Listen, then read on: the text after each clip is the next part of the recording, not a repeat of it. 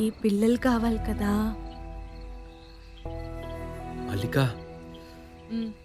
కొంచెం హక్ చేసుకొని పడుకోవా.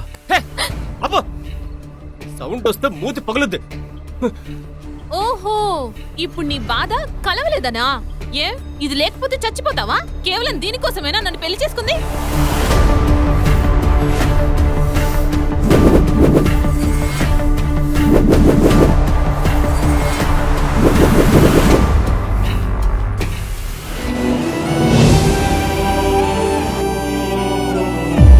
పట్టి లాగితే పేగులతో పాటు పులుసు కారిపోద్ది.